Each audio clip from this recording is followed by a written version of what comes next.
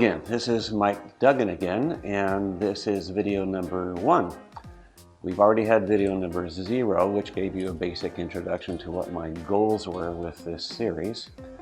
And this series is called Finding the Truth, or What to Believe. And I already gave you the bottom line, which is for any inquiry, there is an absolute truth.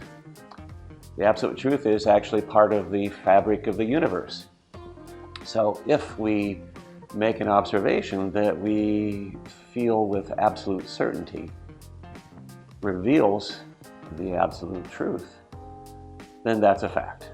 And we, of course, would like to find facts, things that we actually believe, and believe in a very absolute way. Okay. So how did all this get started? I referred to this a little bit on the last video. A friend of mine challenged me, said basically there are no absolute facts. There are no facts.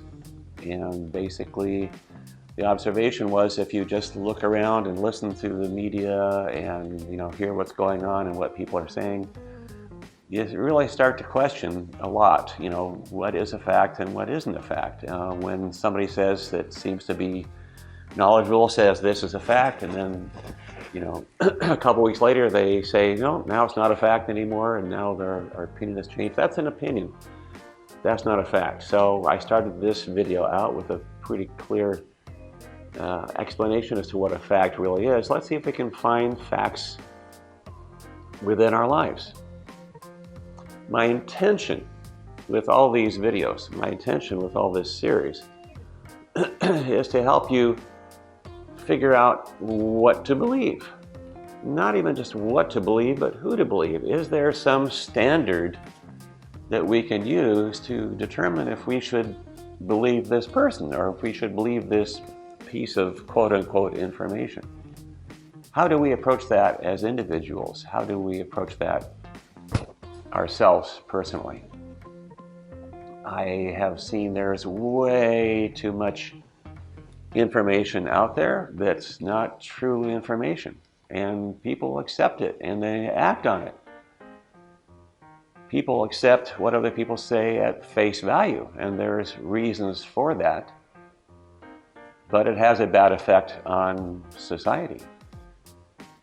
We maybe never even heard the term misinformation until this last 5 years, or disinformation, okay? And maybe you always assume that, anybody in public life would just always tell the truth. All right, so these are things that we need to be looking at, but again, we need to see what it's doing to society. Society is shaped by stretching the truth. As we stretch the truth out, it separates society into lumps. People that believe it, people that don't believe it. And is there a chance that we can stretch it out by stretching the truth and then have it come back again? Is there a resilience to society? Is it elastic, or is it viscoelastic? Viscoelasticity we'll talk about a little bit later. I'll talk about the subject of mechanical properties of things, which seems like it should be something that we could understand and have facts about and really believe in something with some certainty. But even that might not have much certainty associated with it, depending upon the level of the inquiry that we choose to make. Is a fact something, you could define it as something that's known.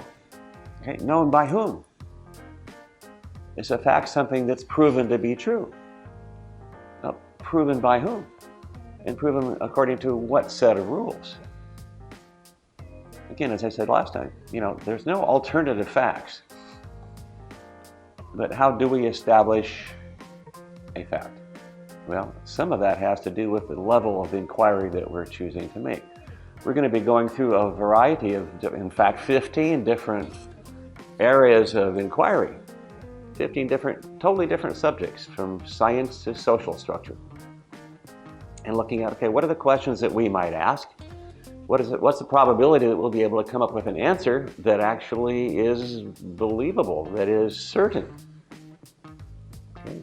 Again, if we reveal something about the truth that's part of the fabric of the universe by making an observation that we're certain of, that's a fact. Okay, so we need to be looking at certainty and other things. Okay, so we have a lot of concepts to go through and a lot of things to work out. This video and the next video, I'll be talking about some of the basics, some of the basic approach that we might take, how we would perhaps systematically go about exploring, seeking the truth without just listening to what anybody says. Again, including me. Okay, so we'll look at some specific examples or some specific areas that just reveal some of the basic concepts that I'm going to be talking about now, and then we'll move on to a much more systematic approach a little bit later. But we might be looking at some question within the area of science or math. When my friend challenged me about facts, my head immediately went to, okay, what do I know about the human body? What do I know about science, chemistry, X-ray crystallography? You take a crystal of something, you put it in an X-ray beam, it scatters all these beams off of it, you collect them, you measure the intensities, and then it tells you something about the actual molecular shape that's within that crystal. So I've done a number of those crystal studies over the years, and I'm totally convinced that those are right. Okay. Is there a chance of error? Well, it depends on the level of the inquiry. We'll talk about that in more detail a little bit later, but yeah, there's a chance of error. To some extent, the answer that we get starts with a guess, starts with an expectation. And that might influence the final results. 2 plus 2, does that equal 4? Well, the arithmetical concept, sure, 2 plus 2 equals 4, but arithmetic measures and counts reality. Okay, so what are we counting? We're counting things. Okay, do these 2 things and these 2 things. They take 2 of these things and 2 of those things. Together we have 4 things. So are they the same things? Do they have the same exact identity? How close do they have to be to identical for us to count them using arithmetic and saying, okay, now there are 4 of them. What are them? Maybe while we're counting them, they change. Maybe there's a long period of time over which we're counting these things, and they change while we're counting them. So that's grade school stuff. Now in high school, we learned that if you have 2 lines that are each perpendicular to a third, they're parallel to each other. Does that hold true in an incredibly strong gravitational field where space is curved? I don't know. But it's worth inquiring as to, when things change, when things are different, or when things might follow a different set of rules from the rules that we learn to explain our visible life, the macroscopic world that we live in. Science is the exploration of everything that we observe and everything that we can't observe. It's the exploration of everything about our world, our universe.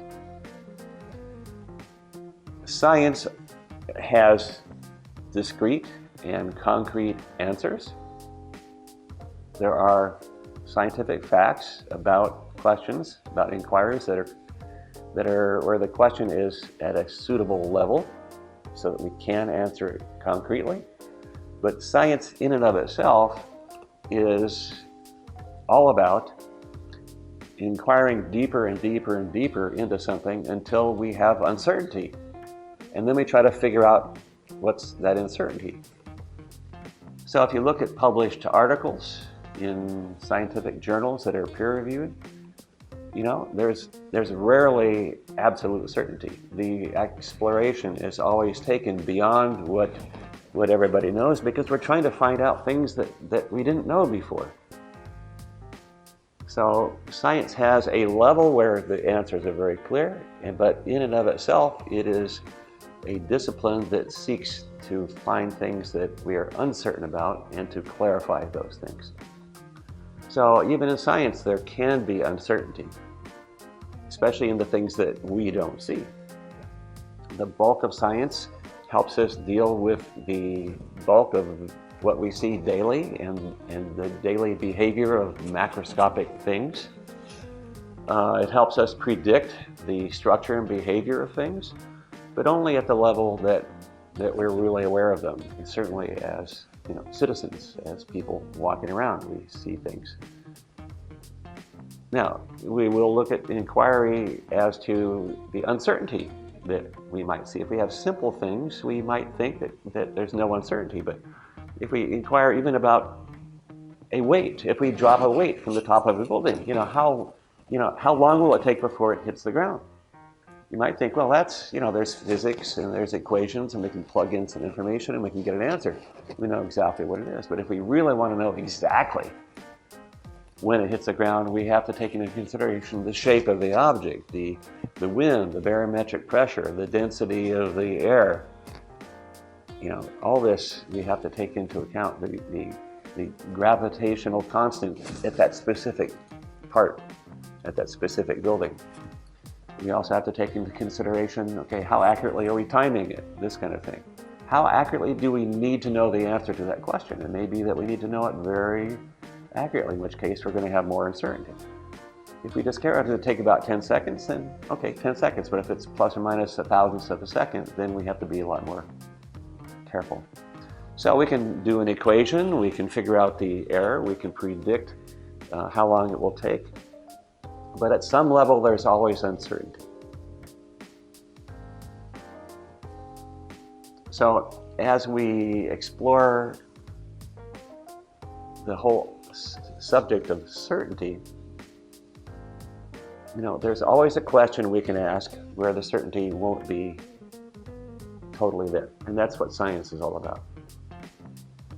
Now, do we take things on faith? Okay, so that's a big question, isn't it? Some people do take things on faith. They're told something by somebody else and they just absolutely believe it. They don't question that faith. But is that truth? Well, if others can question it, then it's debatable whether it's really truth or not. It certainly can be questioned. There's certainly uncertainty. So, is that a fact? We don't know. Okay, so the macroscopic world is one thing. There's a submicroscopic world. There's a world of little tiny things, subatomic particles and so forth. Then there's a thing called the Heisenberg uncertainty principle. That's a fascinating principle. It can be expressed mathematically in a variety of different ways, but basically what it means is we're trying to measure something about a thing, a small particle, for example. We're trying to measure two things about it. We can't know both of those two things accurately at the same time. And there's a variety of different mathematical expressions of that. But the bottom line is basically as we observe something small, the act of observing it perturbs it, and then what we want to measure is different from what it was before. So there's a balance between how intensely we observe it and the actual number that we're trying to measure. So the Heisenberg uncertainty principle works for subatomic particles. Now, I would suggest that there is a Heisenberg uncertainty principle, or let's say a social uncertainty principle, that applies to our society. When you have little tiny things, that's one thing. When you have great big things like huge numbers of people, okay, there's just an inherent uncertainty associated with that. And just look at in the last 5 years, we've been looking at elections and polling and what the average person thinks, what this group of people thinks, and what have you, what people's opinions are. That you hear all this stuff all the time. And you see polling numbers. Okay, there's 55% people think this. That's plus or minus 5%. Okay, is that significant? I don't know. It may be very significant. But my supposition here is that if we have a social uncertainty principle, it's because the more intensely we question the greater the intensity we use for polling, for example, or questioning what people think individually as part of a big group, that it actually perturbs what they think. If we question some group very rigorously about something, it might change their thought process, might change their opinion, even as a group. Individually or as a group, it could change.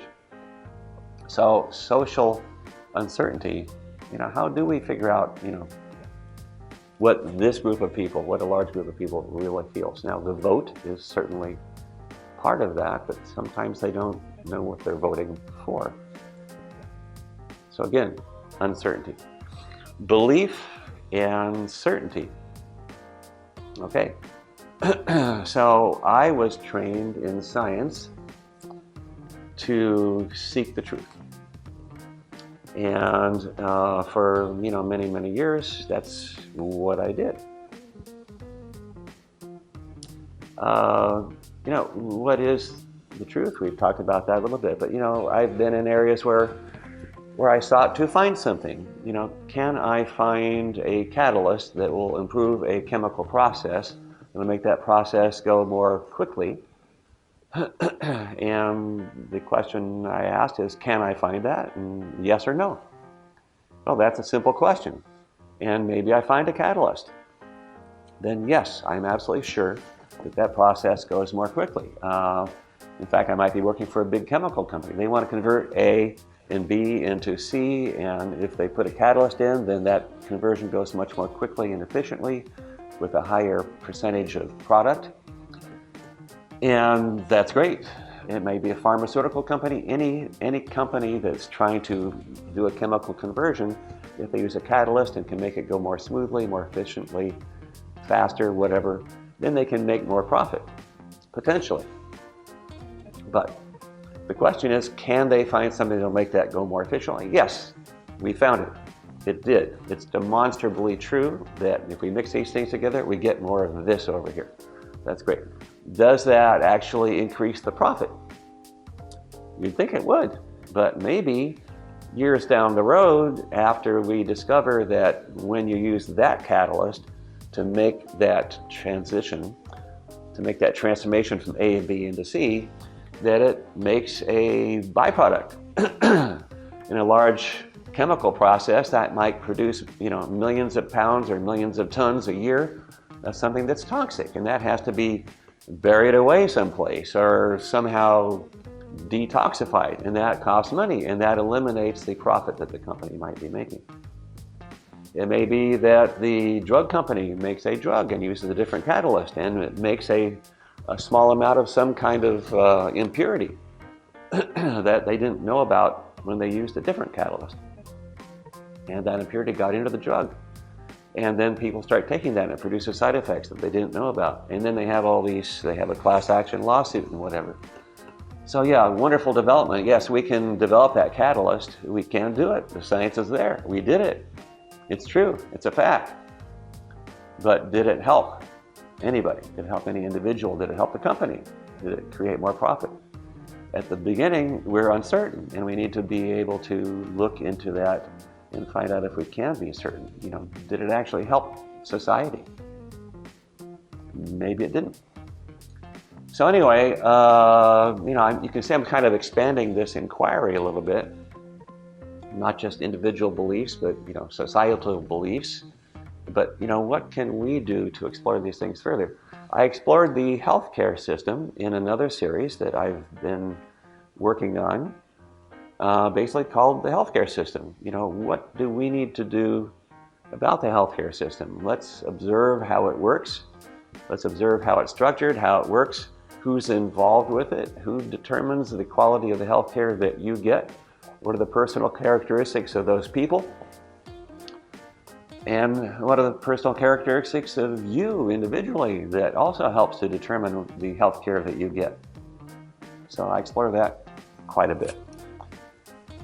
Okay, again, there's always uncertainty at every level, but we're going to look at as many levels as we can in as many different areas as we can. We're going to expand way beyond the healthcare field.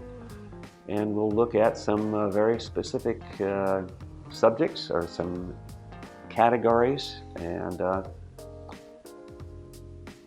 reveal whether there is such a thing as certainty. The world right now is suffering from unbridled certainty. What's that from? When somebody has a strong opinion and expresses it very strongly, and people want to believe it, then they might come to believe it with certainty. They trust that person. They have faith in that person. Should they? Probably not. They should probably do their own homework. But think about it. Certainty is very liberating. If you feel certain about something, and you don't have to think about it, you don't have to worry about it, you don't have to be concerned about it. Just take that person's word and go with that. It's liberating. You can relax. You're being taken care of by somebody else. But does that certainty deserve to be there? Do you deserve to have that certainty? Does that person deserve to be listened to? Probably not. You should have doubts. It's your personal responsibility to have doubts. You need to clarify things for yourself. When I operated as in the area of science for all those years, scientists are trained to doubt. They're trained not to believe anybody. That's what the peer-reviewed literature is all about. When somebody submits some work to a journal to be published, the people that are reviewing it to decide whether it should be published or not, they're competitors. They really don't want it to be true. But if they have to begrudgingly admit, okay, boy, they collected some great data that really looks like it's answering the question, and even though I don't really want them to have made the advance that I didn't make, they have to say, okay, well, let's let them publish that and let the world see it, and so forth. But when I was in science and I had somebody who was speaking in a group, giving a seminar, sometimes if I invited that person, I'd be kind of responsible for asking the lead-off questions at the end of the seminar. And the question was always, based on, okay, is there some doubt about what they said? Is there some uncertainty? Can I sort of get at that uncertainty that they might have and see what they're doing about it? Scientists are trained not to believe anybody. And so, that's kind of a fairly healthy sort of mandate to carry into life in a lot of respects. Okay, so maybe you believe because you want to believe. Maybe you need to feel certain. There's a certainty that you've never been able to find in your life.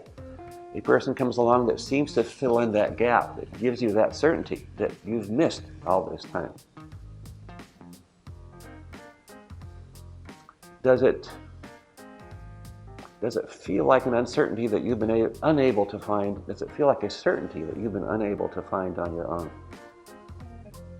For many years, I was certain I was a great husband. And then I believed that long past the divorce.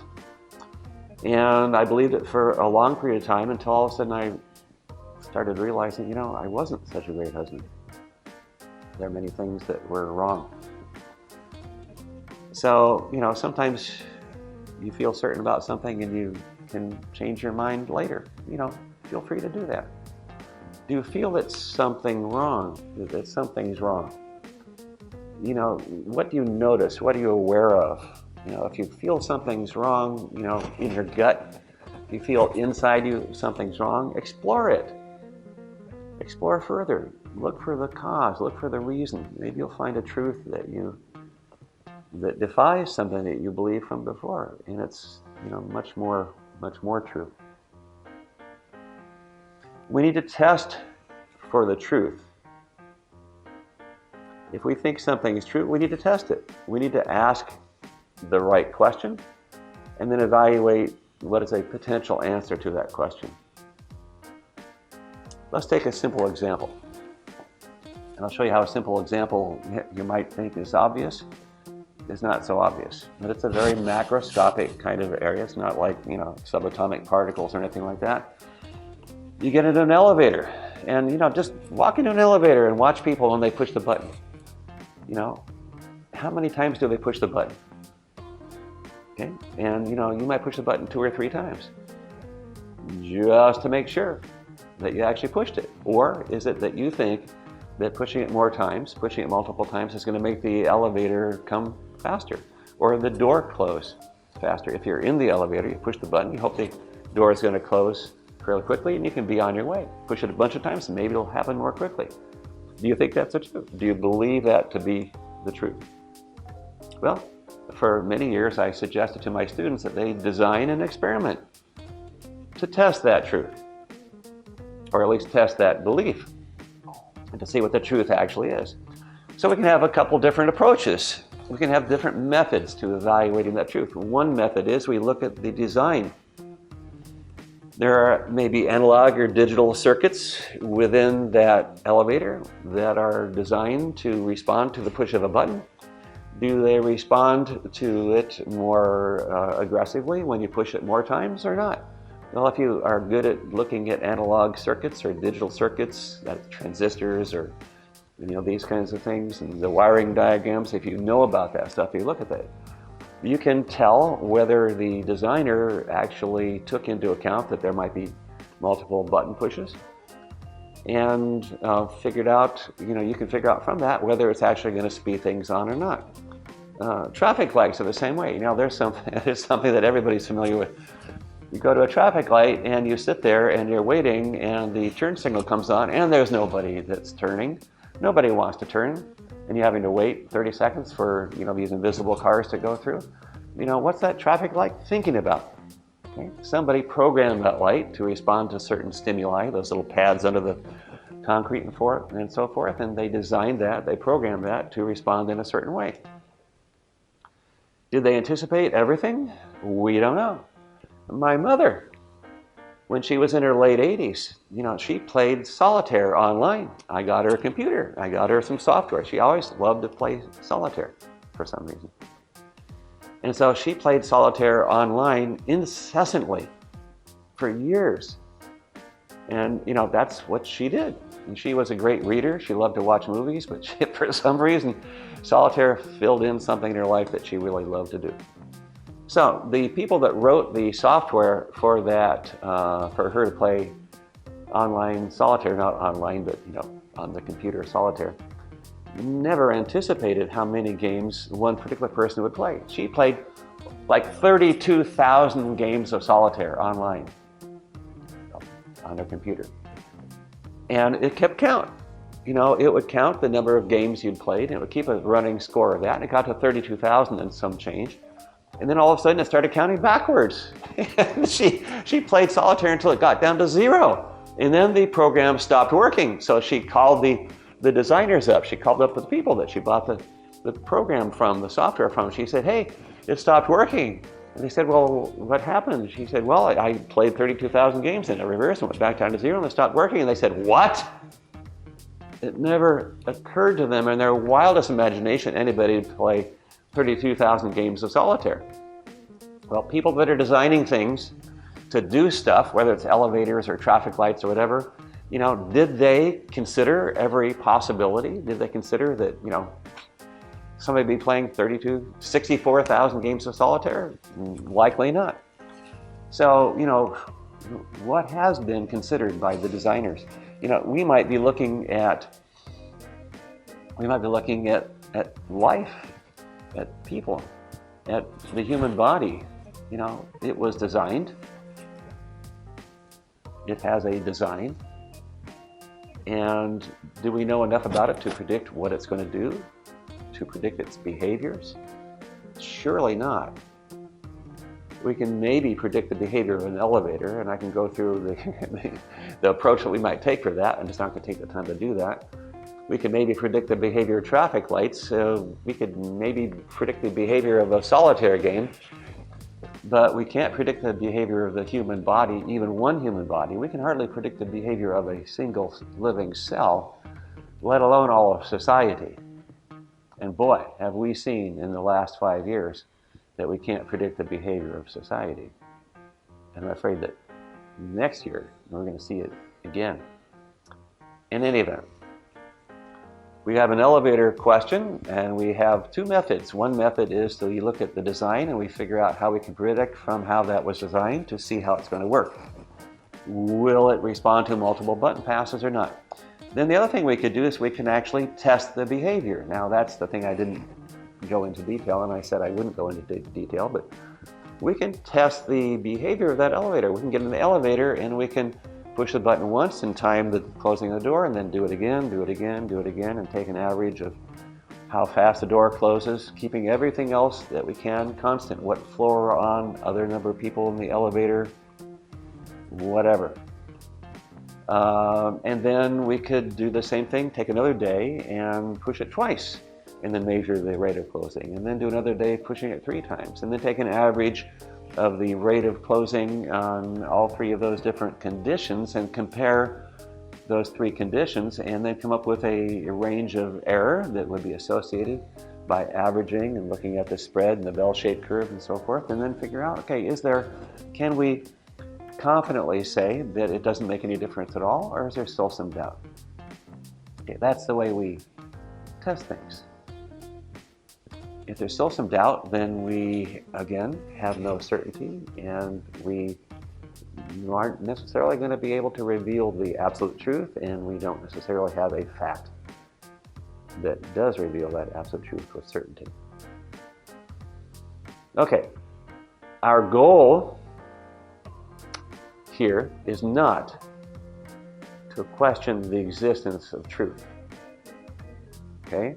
Our goal is to look harder for it, and particularly to look harder for it as an individual. Looking for truth as a group, I'm not even sure that makes sense. But as an individual, you are empowered to seek the truth, and I just encourage you to do so. That's all I'm doing here. I'm not trying to tell you what the truth is. I'm going to be talking about a lot of different subjects. We'll talk about how we might go about asking the right questions and elaborating the answer to those questions. But I'm not going to try to give you answers. Again, I don't want you to believe me. I want you to go out and find your own truth. I'm just trying to give you a little bit of an approach as to how to do it. What is this approach? What is this approach involving? So I'm going to go through it and outline it briefly right now. And then in the next video, we'll go into it a little bit more detail. First of all, define the system that we're looking at. Is it a scientific system? Is it mathematics? Is it a living system? Or is it a social system, a social group? The questions that we might ask, the inquiries that we might make, the approach to getting at the truth or the answer to that question in each of those groups is totally different. So we'll have about 15 different basic systems that we're going to be looking at and exploring the questions that we might ask and the approach that we might use. Okay, so number 1, define the system. Number 2, ask questions. These could be questions about the static nature of that system or its structure, what it is, or even why it is the way it is. Or we might be asking questions more about the dynamics or the behavior of that system. Does it change? If so, when did it change? How did it change? And why did it change? These are fundamentally different questions, so we might ask these questions about anything, about any science or math concept, about a living system, or a social group. Number 3, what's our method? What do we measure? How do we collect data? What data do we collect? How do we know we're collecting enough data? Are we collecting data that every bit of data that could possibly bear on the question that we ask? And how do we know that we've collected enough? How do we know we're not missing one thing, that we didn't measure one thing? I'll be talking about a couple of different examples of that, where people collected a lot of data, but they didn't even know They didn't have any possible way of explaining that data other than one particular way of doing it, so they just sort of said, okay, that must be it. Okay, that's not responsible science. But anyway, we have to make sure we have collected every bit of data that could possibly bear on that. Later on, I'll be talking about, predicting the weather, or predicting climate change, or evaluating climate change. Things like this. These are pretty big things, okay? Have we collected enough data? Okay, have we collected data in enough areas? Is this something that we haven't even considered? Okay, as we design the approach, are we designing it in a way that's going to be complete, or are we going to get a surprise? Like the guys that wrote the program for my mom to play solitaire. And then we take this data and then we're going to calculate something from it. Okay, how are we going to calculate that? Are there different ways of calculating this particular answer that we want? If we ask a question, we can calculate an answer. Is that answer based on the data that we had, on all the data? Does it take that data into this equation or whatever in order to come up with an answer that actually bears out, that we think is real and viable and true? Now, whatever we calculate is going to lead us to an interpretation, and it may lead us to an opinion. And maybe that opinion should be listened to. Maybe that's a valuable opinion. Maybe that opinion is nonsense. Maybe that opinion should not be listened to. Part 4, what's the probability of the truth?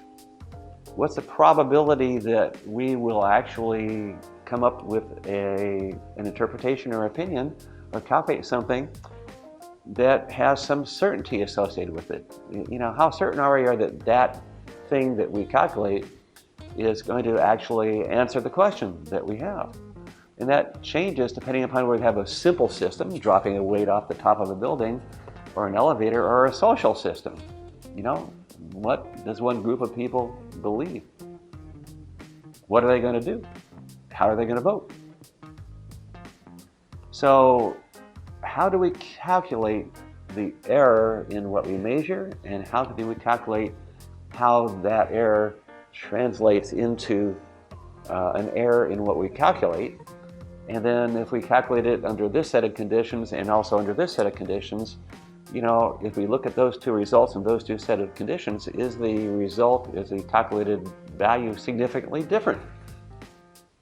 If it is, that tells us something about those two sets of conditions. If it isn't, then we don't learn anything. Okay, so that's the basic approach. Identify the system, ask the appropriate question. What's our method? What do we measure, and how do we calculate it? And how do we figure out the probability that we have found the truth? Or what's the probability of error? What's the probability of uncertainty? We need to always be open to uncertainty, whoever we are.